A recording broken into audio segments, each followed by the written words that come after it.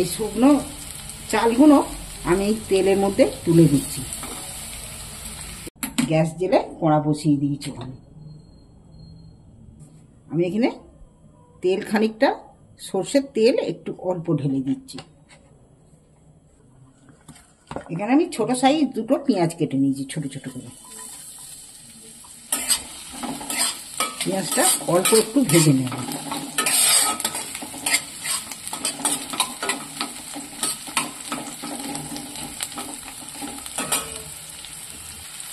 এখানে 4-5টা কাঁচা লঙ্কা দিচ্ছি। কাঁচা লঙ্কা 4টে করে একটু নেড়ে নিচ্ছি।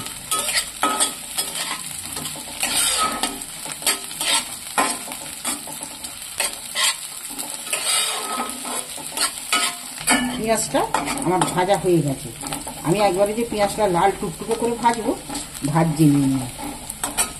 এই শুকনো চালগুলো আমি এই তেলের মধ্যে তুলে দিচ্ছি। এবার আমি তেলটার মধ্যে চালগুলো নেড়ে নিচ্ছি তেলের মধ্যে, তেল আর পেঁয়াজের মধ্যে।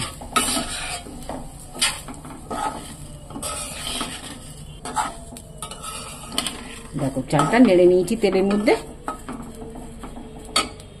এখানে 500 গ্রাম চালেতে আমি 1 লিটার জল নিয়েছি। আমি চালের মধ্যে জলটা দিয়ে দিচ্ছি। এতে ফ্যানও ঝাড়বুনি, কিছুই হবে না। ফ্যানটা এর মধ্যেই মেকআপ হয়ে যাবে। পুরো একদম মাপে মাপ জল দিয়েছি। এবার আমি স্বাদ মতো নুনও দিয়ে দিচ্ছি এতে।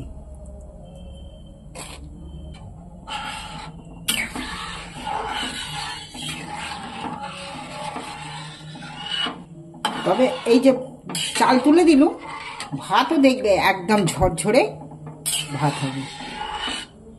এবার আমি একটা জায়গা চাপা দিয়ে দিই। দেখি ভাতটা দেখছো কত একদম সুন্দর ঝরঝরে ভাত হয়ে গেছে। ভাতটা আমার হয়ে গেছে। এইবার আমি এখানে 4টে ডিম নিয়েছি। ডিমটা আমি একটু ফাটিয়ে নিচ্ছি প্রথমে।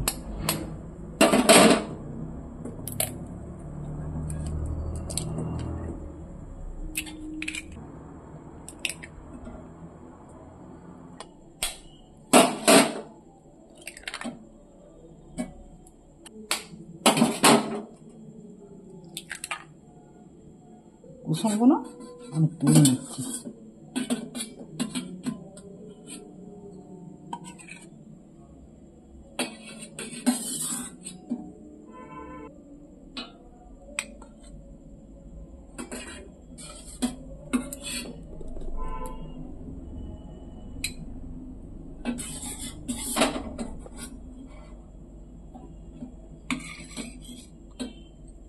আমি 4টে কুসুম এখানে তুলে নিয়েছি।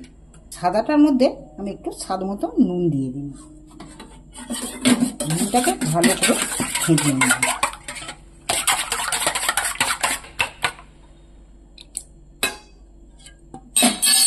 এবার আমি হওয়া ভাতটার মধ্যে এটা ঢেলে দিচ্ছি।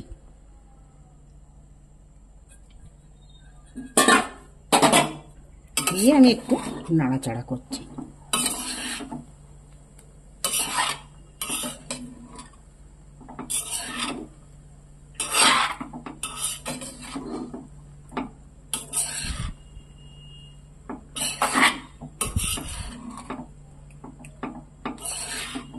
বাড়িতে এইভাবে একবার বিরিয়ানি ফ্রাইড রাইস না করে এইভাবে বাড়িতে একবার বানিয়ে খেয়ে দেখবে কেমন লাগে। দারুণ স্বাদের একটা রেসিপি। আর দেখবে এটা তোমাদের খুব ভালো লাগবে। দেখছো ডিমটা আমার পুরো চালিয়ে গেছে।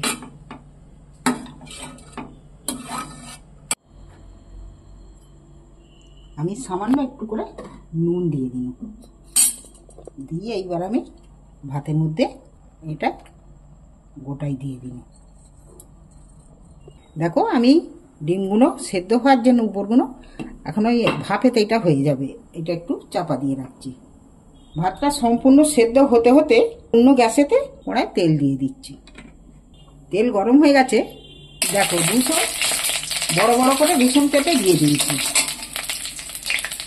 এখানে বড় বড় করে কয়েকটা আদার টুকরো দিচ্ছি।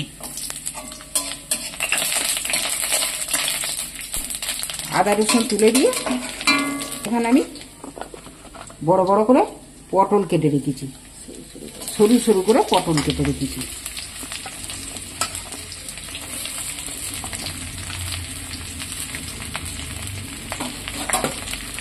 পটলটা আমি একটু ভেজে নিচ্ছি।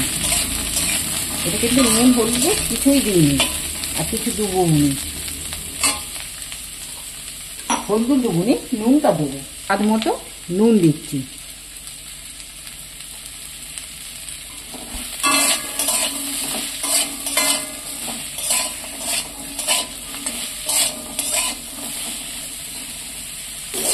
দেখো পটলগুলো আমার আধ ভাজা মতো হয়ে গেছে। এবার আমি এখানে যে বড় বড় করে কাটা পেঁয়াজগুলো কেটে রেখেছিল তুলে দিচ্ছি। কাটা পেঁয়াজগুলো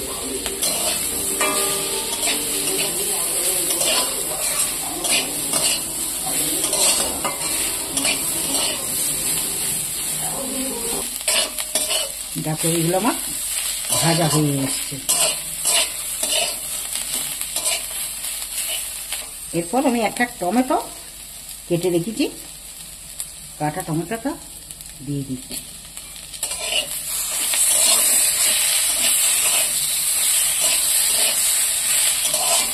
তোমাদের যদি এই রেসিপিটা ভালো লেগে থাকে আমার চ্যানেলটা অবশ্যই সাবস্ক্রাইব করবে।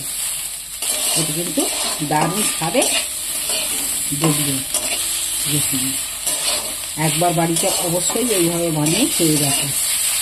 এটা কিন্তু তেল ঝাল মশলা কিছুই বেশি লাগলো নি, অল্প তেল ঝাল মশলাতেই হয়ে গেল বানানো। আমি গ্যাসটা অফ করে দিচ্ছি। এই রেসিপিটা ভালো লাগলে চ্যানেলটা অবশ্যই সাবস্ক্রাইব করে দিও। খুব কম সময়ে খুব সহজেই রেসিপিটা বানানো যাবে।